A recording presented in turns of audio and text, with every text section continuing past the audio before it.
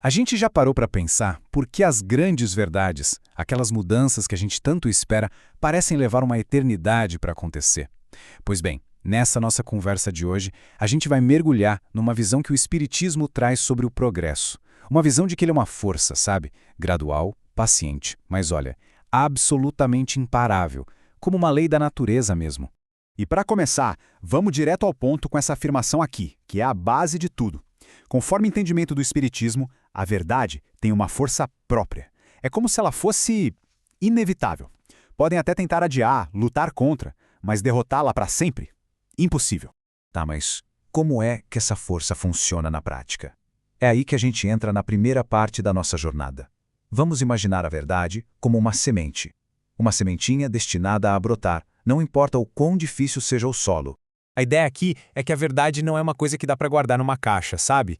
A gente pode pensar nela como uma energia que está em tudo, que viaja pelo espaço. Podem até tentar jogar um pano por cima, os véus da ignorância ou do preconceito, mas a essência dela continua ali, vibrando no ar, só esperando a hora certa de aparecer. E o mais fascinante é o mecanismo que garante que ela sempre vai voltar. O entendimento espírita fala de um ciclo que se renova o tempo todo. Pensa só. Mesmo que uma geração inteira seja, de alguma forma, impedida de ver a luz, o processo recomeça. Novas almas chegam em novas encarnações. E esses novos espíritos, chamados de recrutas da erraticidade, vêm com um potencial fresco, trazendo as sementes de novas ideias e uma atração natural por tudo aquilo que é grandioso e que ainda não foi descoberto. Isso tudo nos leva a uma pergunta que não quer calar. Se a verdade é tão poderosa assim, por que ela não se mostra de uma vez por todas?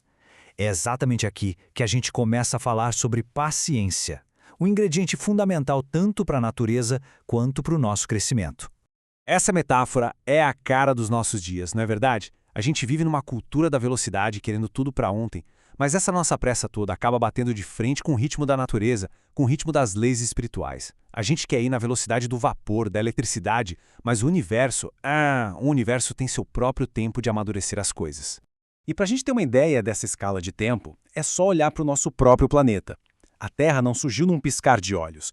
Foi um trabalho, longo, paciente, quase um trabalho de artesão. A matéria sendo fundida e refundida, gases e as primeiras plantinhas se harmonizando por eras e eras, até que finalmente o palco estivesse perfeito para a vida poder florescer. E esse processo todo tem nome, viu? É a lei da elaboração.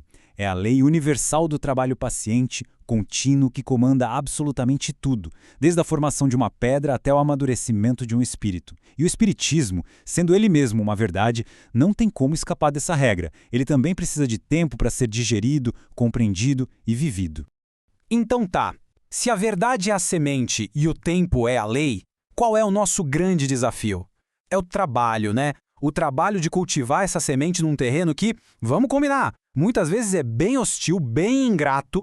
E aqui a gente vê esse conflito de forma muito clara. De um lado, tem o solo ingrato, cheio de ervas más, como o preconceito, a ignorância, coisas que só geram maus frutos. Do outro lado, o trabalho que precisa ser feito, desbravar o terreno, arrancar o que não presta, quebrar os torrões de terra endurecida. Ou seja, o progresso nunca é algo que acontece sozinho, é uma ação, uma luta constante para limpar o campo e deixar que algo novo e bom possa finalmente nascer. E aí, olhando para todo esse esforço, para essa luta que parece não ter fim, a pergunta que fica é: vale a pena mesmo? No final das contas, qual é o resultado de tanto trabalho? E a resposta é um sonoro sim! Depois daquela jornada longa e difícil pelo deserto da resistência, quem persevera finalmente encontra a sua recompensa. Encontra o seu oásis conquistado. E o que é esse oásis? Não é só um lugar físico. É um estado de espírito. É um lugar de paz, de abundância. É aquela sombra fresquinha que acolhe quem está cansado da jornada. É a água cristalina que mata a sede da alma, a sede por conhecimento, por consolo. É, enfim, o descanso merecido para secar o suor da batalha. E aqui a gente chega num ponto muito importante. O caminho até esse oásis não é fácil. Ele é descrito como doloroso, penoso, mas ao mesmo tempo como fecundo e absolutamente necessário. Cada passo difícil, cada pedra no caminho, tudo tem um propósito maior. E isso tudo nos leva à grande lição dessa jornada. Qual é o propósito final por trás desse ciclo de paciência, de trabalho duro e de recompensa? A resposta está toda no fortalecimento do nosso próprio espírito. A grande sacada é essa aqui. A jornada inteira, com todas as suas lutas, funciona como uma escola do trabalho. O espírito que passa por essa escola não sai do mesmo jeito que entrou.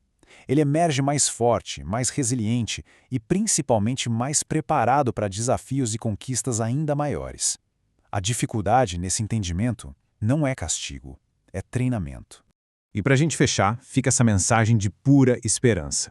Para todo mundo que em algum momento do caminho se sente sem forças e pensa em desistir, a mensagem é uma só: coragem. Porque mesmo nos trechos mais escuros da caminhada, nos é permitido enxergar lá longe um ponto de chegada, um destino que faz cada passo ter valido a pena.